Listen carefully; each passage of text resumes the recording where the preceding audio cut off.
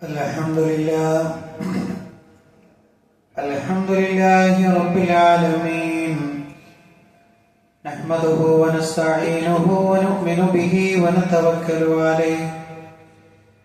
Na'udhu billahi min shururi anfusina wa min sayyiati a'malina. Man yahdihillahu fala mudilla lahu wa man yudlil falan tajida lahu waliyyan murshida. اللهم صل على محمد وعلى آل محمد كما صليت على إبراهيم وعلى آل إبراهيم إنك حميد مجيد. اللهم بارك على محمد وعلى آل محمد كما باركت على إبراهيم وعلى آل إبراهيم إنك حميد مجيد. أما بعد فإن خير الحديث كتاب الله وخير الهدي هدي محمد صلى الله عليه وسلم وشر الأمور محدثاتها وكل محدثة بدعة وكل بدعة ضلالة وكل ضلالة في النار.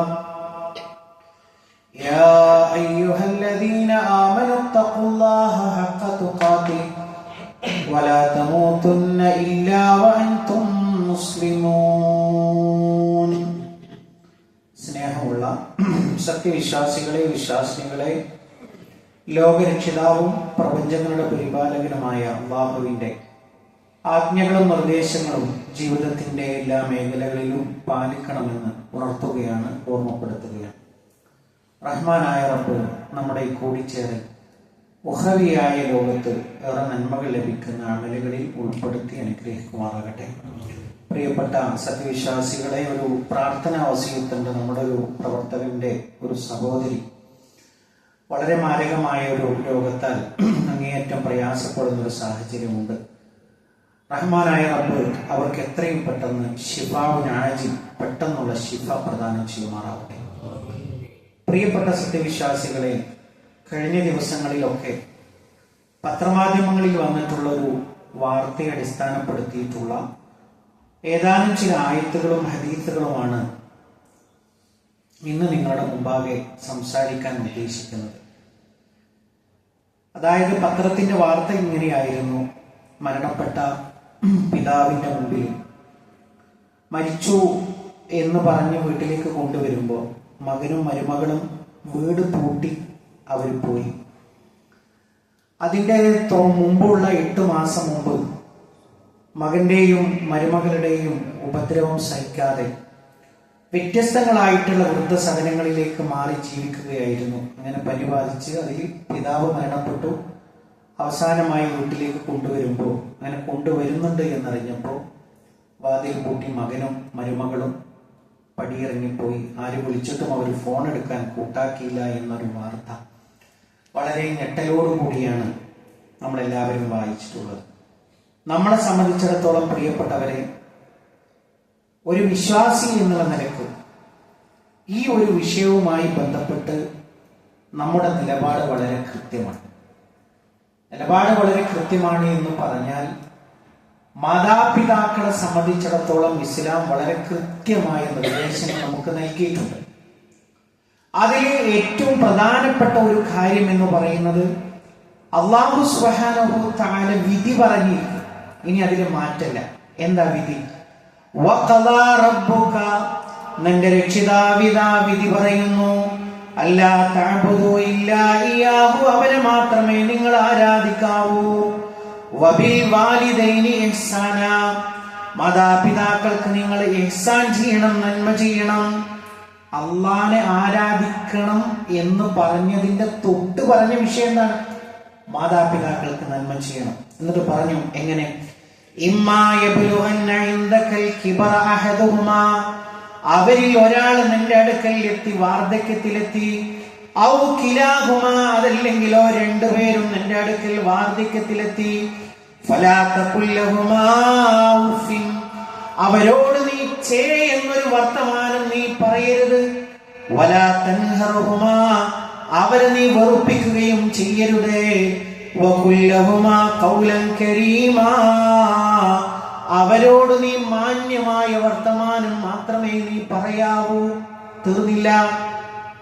വഖ്ഫിദ് ലഹുമാ ജനാഹദ്ദുല്ലി മിനർ Rahma, അവർക്ക് നീ പ്രായമാകുന്തോറും കാരുണ്യത്തിന്റെ ചിറകിനെ നീ താഴ്ത്തിക്കൊടുക്കണം. വഖുൽ, എന്നിട്ട് നീ പറയണം, നീ ഇങ്ങനെ പറയണം, റബ്ബി റഹ്മുഹുമാ, അല്ലാഹുവേ ഇവർ രണ്ടുപേർക്കും നീ റഹ്മത്തിനെ ചൊരിയണേ. കമാ റബ്ബയാനി സഗീറ, എന്നെ ചെറുപ്പത്തിൽ പരിപാലിച്ചതിനാൽ റഹ്മാനായ റബ്ബേ ഇവർക്ക് രണ്ടുപേർക്കും നീ റഹ്മത്തിനെ കൊടുക്കണേ എന്ന് പറയണം.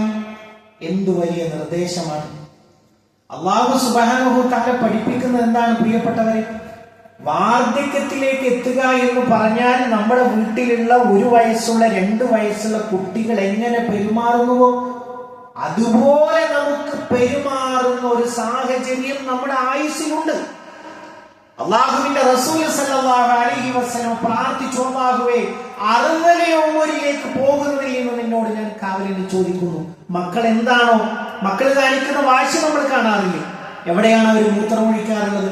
നമ്മൾ പറഞ്ഞ സ്ഥലത്താണോ, ഉണ്ടാക്കിയ സ്ഥലത്താണോ? അതുപോലെ പ്രായമുള്ള ആളുകൾ ചെയ്യുന്ന ഒരു സാഹചര്യം വരും. അവിടെയാണ് പറഞ്ഞത് വഖ്ഫിദ് ലഹുമാ ജനാഹദ്ദുല്ലി മിനർ റഹ്മ, കാരുണ്യത്തിന്റെ ചിറകിനെ നീ താഴ്ത്തി കൊടുക്കണം. അല്ലാഹ് പറഞ്ഞ വിധിയാണ്, അതിൽ മാറ്റാൻ പാടില്ല. അല്ലാഹ് അത് വിധിച്ചു, അല്ലാഹനെ മാത്രമേ ആരാധിക്കാവൂ. അത് ഒന്നാമത് പറഞ്ഞതിന് ശേഷം പറഞ്ഞത് എന്താണ്? മാതാപിതാക്കൾക്ക് നന്മ ചെയ്യണം. ഓരോ സ്റ്റെപ്പും പറഞ്ഞു ചെയ്യുന്നു പറയരുത്. ഒരു ദേഷ്യപ്പെടുന്ന യജമാനന്റെ മുമ്പിൽ, ഒരു മുതലാളിയുടെ അടുത്ത് ജോലിക്ക് നിൽക്കുന്ന ഒരു തൊഴിലാളി, അവന്റെ കയ്യിൽ നിന്നൊരു ഗ്ലാസ് പാത്രം താഴെ വീണ് പൊട്ടി. അയാൾ അല്ലെങ്കിലോ കോപം, സ്വന്തമേ അയാൾ സാധാരണഗതിയിൽ നല്ല കോപത്തിന്റെ ആളാണ്. ഇതുകൂടി സംഭവിച്ചാൽ ആ ഒരു തൊഴിലാളി എങ്ങനെയാണ് യജമാനന്റെ മുമ്പിൽ നിൽക്കുക? അതാണ് അല്ലാഹു സുബ്ഹാനഹു തആല പറഞ്ഞതിന്റെ പൊരുൾ. വഖ്ഫിദ് ലഹുമാ ജനാഹദ്ദുല്ലി മിനർ റഹ്മ, കാരുണ്യം എന്ന് പറഞ്ഞാൽ അതാണ്. ഇങ്ങനെ കാണിക്കുന്ന ഒരു ഉമ്മയെ, ഉപ്പയെ കരുണയോടുകൂടി പരിചരിക്കുക എന്നുള്ളത് വിശ്വാസികളുടെ ബാധ്യതയായിട്ടാണ് റഹ്മാനായ റബ്ബ് നമ്മളെ പഠിപ്പിച്ചത്. അത് മാത്രമല്ല പ്രിയപ്പെട്ടവരെ, അള്ളാഹുവിന്റെ റസൂലിനോട് വന്ന് ചോദിക്കുകയാണ്, അയ്യുൽ അമലി അഹബ്ബു ഇലല്ലാഹ്, അള്ളാഹുവിന്റെ റസൂലേ, അള്ളാഹ്ക്ക് ഏറ്റവും പ്രിയങ്കരമായ അമലേതാണ്, പ്രവർത്തനം ഏതാണ്? അള്ളാഹുവിന്റെ റസൂൽ സല്ലല്ലാഹു അലൈഹി വസല്ലം പഠിപ്പിക്കുകയാണ്, അസ്സലാത്തു അലാ വഖ്തിഹാ, സമയത്ത് നമസ്കരിക്കലാണ്. വീണ്ടും വന്നാള് ചോദിക്കുകയാണ്, സുമ്മയ്യു, പിന്നെ ഏതാണ് റസൂലേ? അള്ളാഹുവിന്റെ റസൂലിന്റെ മറുപടി ഇതാണ്, സുമ്മ ബിർറുൽ വാലിദൈൻ, പിന്നീട് മാതാപിതാക്കൾക്ക് നന്മ ചെയ്യലാണ്. മൂന്നാമതും ആ വ്യക്തി ചോദിക്കുകയാണ്, സുമ്മയ്യു, അള്ളാഹുവിന്റെ റസൂലേ, പിന്നെ ഏതാണ്? പ്രവാചകന്റെ മറുപടി, അൽ ജിഹാദു ഫീ സബീലില്ലാഹ്, അള്ളാഹുവിന്റെ മാർഗത്തിലുള്ള ജിഹാദാണ്. നിങ്ങൾ ആലോചിച്ച് നോക്കൂ, നമസ്കാരം ആദ്യം പറഞ്ഞു, പിന്നീടോ മൂന്നാമതായി പറഞ്ഞ ജിഹാദാണ്. അതിന്റെ നടുവിലാണ് ഇത് പറഞ്ഞത്. രണ്ടാമതായി പറഞ്ഞത് മാതാപിതാക്കൾക്ക് നിങ്ങൾ നന്മ ചെയ്യണം എന്ന് പറയുന്നത്. എത്ര ആളുകളുണ്ട്, നമുക്കൊക്കെ ആ ഭാഗ്യം കിട്ടിയിട്ടുണ്ടോ പ്രിയപ്പെട്ടവരെ? വൃദ്ധരായ മാതാപിതാക്കളെ പരിചരിക്കാൻ ഭാര്യയുടെ വാക്ക് കേട്ട്, അയൽവാസികളുടെ വാക്ക് കേട്ട്, അതല്ലെങ്കിൽ അവരോടുള്ള ഈർഷ്യത കാരണം നമുക്ക് തെറ്റായ ഒരു ഇബ്ലീസിന്റെ ചിന്താഗതി നമ്മുടെ ജീവിതത്തിലുണ്ടോ? പ്രിയപ്പെട്ടവരെ, പുനഃപരിശോധിക്കണം. അല്ലാഹുവിന്റെ റസൂൽ സല്ലല്ലാഹു അലൈഹി വസല്ലം പറഞ്ഞു, റിദർ റബ്ബി ഫീ റിദൽ വാലിദ്, നിന്റെ നമസ്കാരം അല്ലാഹു കബൂൽ ചെയ്യണമെന്ന് നീ ഇഷ്ടപ്പെടുന്നുണ്ടോ? അല്ലാഹുവിന്റെ റസൂൽ പറയും, റബ്ബിന്റെ തൃപ്തി എന്ന് പറയുന്നത് മാതാപിതാക്കളുടെ തൃപ്തിയിലാണ്. വസഖതു റബ്ബി ഫീ സഖത്തിൽ വാലിദ്, റബ്ബിന്റെ വെറുപ്പ് എന്ന് പറയുന്നത് മാതാപിതാക്കളുടെ വെറുപ്പിലാണ്. നിസ്കരിക്കുക ചെയ്യും, പക്ഷേ ആ പച്ചയിൽ മുറിഞ്ഞു പോകുന്നുണ്ടോ എന്നെ കുറിച്ചുള്ള അഭിപ്രായം? നമ്മൾ നമ്മളോട് നെഞ്ചത്ത് കൈവച്ചുകൊണ്ട് ചോദിക്കണം, എന്റെ ഉമ്മാക്ക് എന്നെ തൃപ്തിയുണ്ടോ, എന്റെ ഉപ്പാക്ക് എന്നെ തൃപ്തിയുണ്ടോ എന്ന്. പ്രിയപ്പെട്ടവരെ, നമ്മുടെ ഈ അമലുകൾ കബൂൽ ചെയ്യണമെങ്കിൽ നമ്മൾ പുനഃപരിശോധിക്കണം. അള്ളാഹുവിന്റെ റസൂൽ സല്ലല്ലാഹു അലൈഹി വസല്ലം 3 വട്ടം ശപിച്ചു. അപ്പോഴോ ഈ ശാപം കേട്ടപ്പോ ചോദിച്ചു, യാ റസൂലല്ലാഹ്, അള്ളാഹുവിന്റെ റസൂലെ, ആരെ കുറിച്ചാണ് അങ്ങ് ഈ ശപിക്കുന്നത്? പ്രവാചകന്റെ മറുപടി എന്താണ്? മൻ നദറക അബവൈഹി ഇൻദൽ കിബർ, പ്രായത്തിലെത്തിയിട്ട് മാതാപിതാക്കളെ കിട്ടിയ ഒരു മനുഷ്യൻ, അഹദുഹുമാ ഔ കിലൈഹിമാ, വാപ്പനെ മാത്രമാണ് കിട്ടിയത് അല്ലെങ്കിൽ ഉമ്മയെ മാത്രമാണ് കിട്ടിയത്, ഫലം യദ്ഖുലിൽ ജന്ന, അവൻ സ്വർഗ്ഗത്തിൽ കടന്നില്ല. നിങ്ങൾ ആലോചിച്ച് നോക്കൂ, നമ്മുടെ ഉമ്മ സ്വർഗമാണ്, നമ്മുടെ ഉപ്പ നമ്മുടെ സ്വർഗമാണ്. അവരുടെ മാലിന്യം വാരുക എന്നുള്ളത് നമ്മുടെ കർത്തവ്യമാണ്. അവരെ വാരിയെടുക്കുക എന്നുള്ളത്, അവർക്ക് വേണ്ടി ആശുപത്രിയുടെ കിടക്കയുടെ അരികിൽ ഉറക്കമിളക്കുക എന്നുള്ളത് നമ്മുടെ ഔദാര്യമല്ല, പെങ്ങന്മാരുടെ ഔദാര്യമല്ല. മക്കളാണോ, അത് നമ്മുടെ ബാധ്യതയാണ്, കടമയാണ്, നമ്മുടെ സ്വർഗമാണ് അവര് എന്ന് ഹബീബുനാ റസൂലുള്ളാഹി സല്ലല്ലാഹു അലൈഹി വസല്ലം പഠിപ്പിക്കുകയാണ്. നമ്മൾ ആലോചിച്ചു നോക്കൂ, സ്വന്തം നാട് വിട്ടുപോവുക ദീനനുസരിച്ച് ജീവിക്കാൻ വേണ്ടി. അള്ളാഹുവിന്റെ ദീനിൽ ശർഇൽ എത്ര വലിയ പുണ്യമാണ്. അങ്ങനെ ഒരു മനുഷ്യൻ അള്ളാഹുവിന്റെ റസൂലിന്റെ അടുക്കൽ വരികയാണ്. അള്ളാഹുവിന്റെ റസൂലെ, ഞാൻ ഹിജ്റക്ക് വേണ്ടി റെഡി ആയിട്ട് വന്നതാണ്. വരുമ്പോ എന്റെ പ്രായമായ മാതാപിതാക്കളുടെ വീട്ടിൽ അവര് കരയാണ്, ഇനി ഇവൻ തിരിച്ചു വരില്ലല്ലോ. അങ്ങനെ പറഞ്ഞിട്ടാണ് ആ പൊന്നുമോൻ വരുന്നത്. പ്രവാചകന്റെ മറുപടി എന്താണെന്ന് അറിയാമോ? അള്ളാഹുവിന്റെ റസൂൽ സല്ലല്ലാഹു അലൈഹി വസല്ലം പറഞ്ഞു, ഇർജി അലൈഹിമാ ഫഅൽഹിഖുമാ കമാ അബ്കൈതഹുമാ, നീ തിരിച്ചു പോ, നിനക്ക് ഹിജ്റയില്ല. നിന്റെ ഹിജ്റ എവിടെയാണ്? നിന്റെ ഹിജ്റ എന്ന് പറയുന്നത് ആ മാതാപിതാക്കളെ പരിപാലിക്കുന്നതിലാണ്.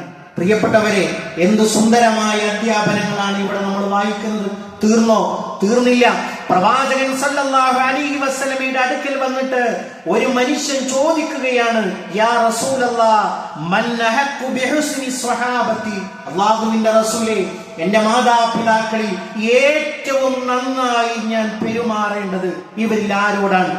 പ്രവാചകന്റെ മറുപടി, ഉമ്മുക, നിന്റെ ഉമ്മയോട്. വീണ്ടും ആ വ്യക്തി ചോദിച്ചു, തുമ്മമൻ, പിന്നെ ആരോട്?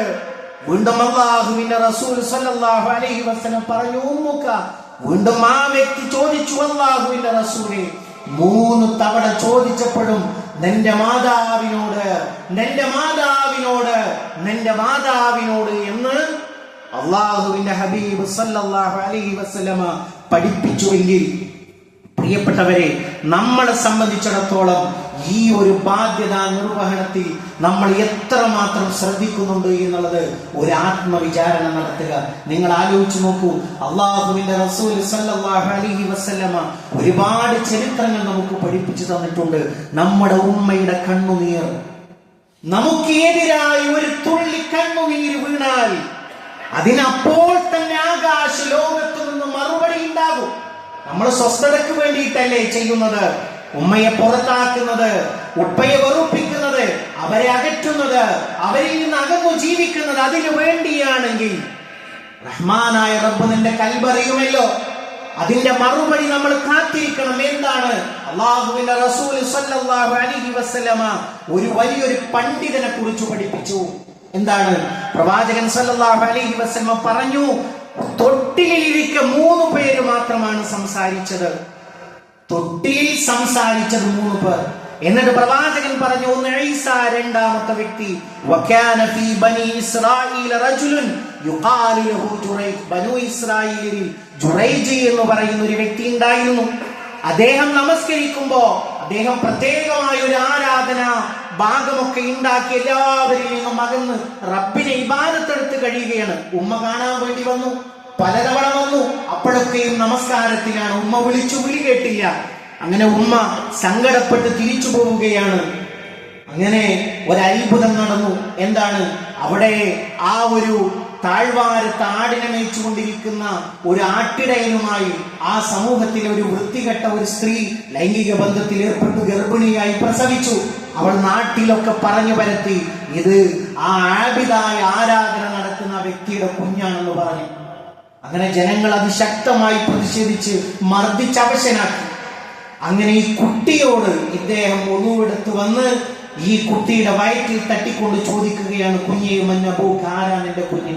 അപ്പൊ ഈ കുട്ടി പറയുകയാണ്, തൊട്ടിയിൽ വെച്ച് സംസാരിച്ചു എന്നാ പറഞ്ഞത്. ഈ കുഞ്ഞ് പറയുകയാണ്, അറാഴി, ആട്ടിടയനാണ്.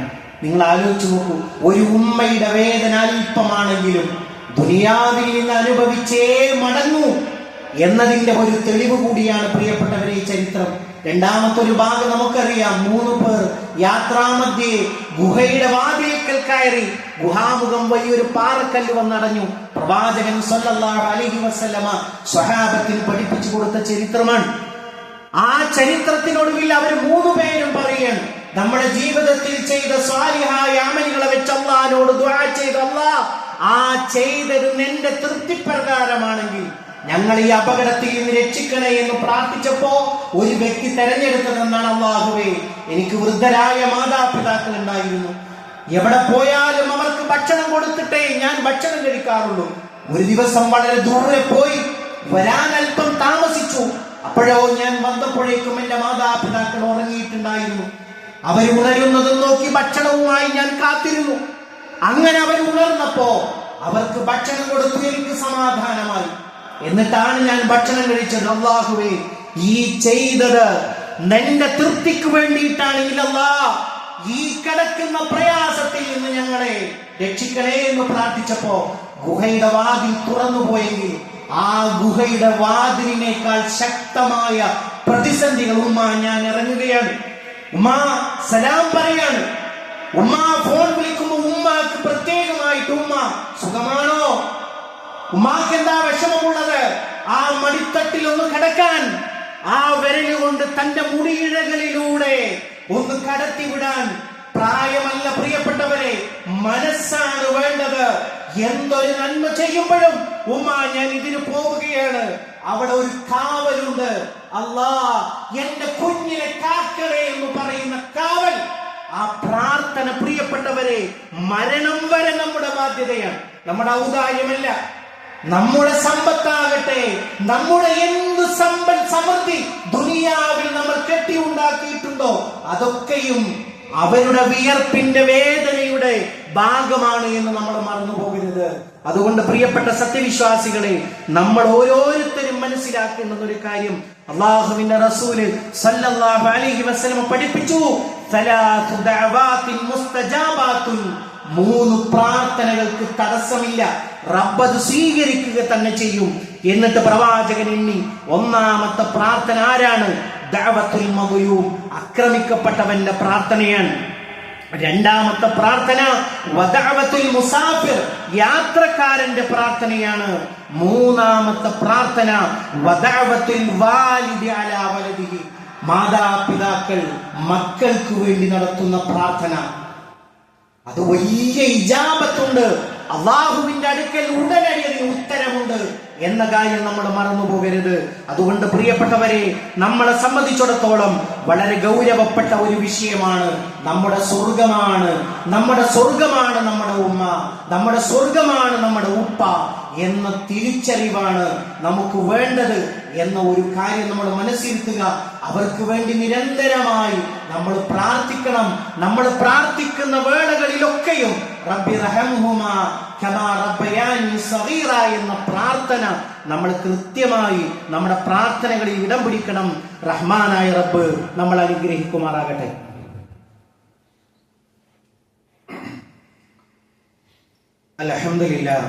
അൽഹംദുലില്ലാഹി റബ്ബിൽ ആലമീൻ വസ്സലാത്തു വസ്സലാമു അലാ റസൂലിഹിൽ അമീൻ നബിയിനാ വഹബീബിനാ മുഹമ്മദിൻ സല്ലല്ലാഹു അലൈഹി വസല്ലം വഅലാ ആലിഹി വസഹ്ബിഹി അജ്മഈൻ. അമ്മാ ബഅദ്. പ്രിയപ്പെട്ട സത്യവിശ്വാസികളെ, വിശ്വാസിനികളെ, ഒരിക്കൽ കൂടി അള്ളാഹുവിന്റെ ആജ്ഞാനിർദ്ദേശങ്ങൾ ജീവിതത്തിന്റെ എല്ലാ മേഖലകളിലും പാലിക്കണമെന്ന് ഉണർത്തുകയാണ്, ഓർമ്മപ്പെടുത്തുകയാണ്. മഹാനായ റസൂലുള്ളാഹി സ്വല്ലല്ലാഹു അലൈഹി വസല്ലമ നമ്മളോട് പറഞ്ഞു, നിങ്ങളുടെ ഉപ്പാക്കും ഉമ്മാക്കും വേണ്ടി നിങ്ങൾ ദുആ ചെയ്യണം. പ്രവാചകൻ സ്വല്ലല്ലാഹു അലൈഹി വസല്ലമ ഒരു സംഭവം നമുക്ക് പറഞ്ഞു തരുന്നുണ്ട്. എന്താണത്? ഇന്ന റജുല ലതർഫഉ ദറജതുഹു ഫിൽ ജന്ന, ഒരു മനുഷ്യൻ അല്ലാഹു സ്വർഗ്ഗത്തിൽ അവന്റെ പദവികളെ ഉയർത്തി കൊടുക്കുന്നു. അപ്പൊ ഈ വ്യക്തി ചോദിക്കുകയാണ്, അന്നാ ഹാദാ, അല്ലാഹുവേ എന്തിനാണ് എനിക്ക് ഇത്രയും വലിയ ദറജകൾ തരുന്നത്? എന്ത് അമല് കാരണമായിട്ടാണ്? അള്ളാഹു മറുപടി കൊടുക്കുകയാണ്, മനുഷ്യ, നീ അറിഞ്ഞോ, നിന്റെ മക്കൾ നിനക്ക് വേണ്ടി ദുആ ചെയ്യുകയാണ്. അള്ളാഹുവേ, എന്റെ ഉപ്പാക്ക് പുറത്തു കൊടുക്കണേ, എന്റെ ഉമ്മാക്ക് പുറത്തു കൊടുക്കണേ.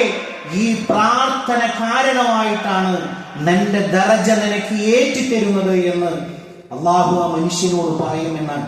നമ്മുടെ നെഞ്ചത്ത് കൈവച്ചുകൊണ്ട് നമ്മൾ ചോദിക്കുക, ദിവസങ്ങളിൽ നമ്മൾ പ്രാർത്ഥിക്കുമ്പോൾ നമ്മുടെ ഉപ്പാക്കുള്ള ആഫിയത്തിനു വേണ്ടി, ഉമ്മായുടെ ആഫിയത്തിനു വേണ്ടി, അവരുടെ പരലോക ജീവിതത്തിലെ ഭദ്രതയ്ക്ക് വേണ്ടി നമ്മൾ ദുആ ചെയ്യാറുണ്ടോ എന്നുള്ളത്.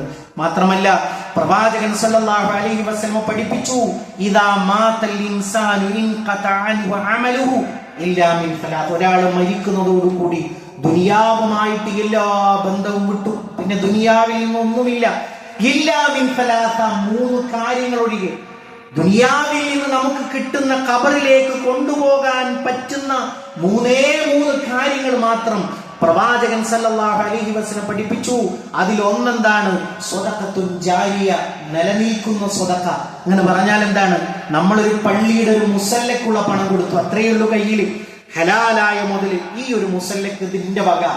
ഒരു മദ്രസയുടെ കെട്ടിടത്തിന് നമ്മൾ കൊടുത്തു, ഒരു ഹിഫ്ള് സ്ഥാപനത്തിന് കൊടുത്തു.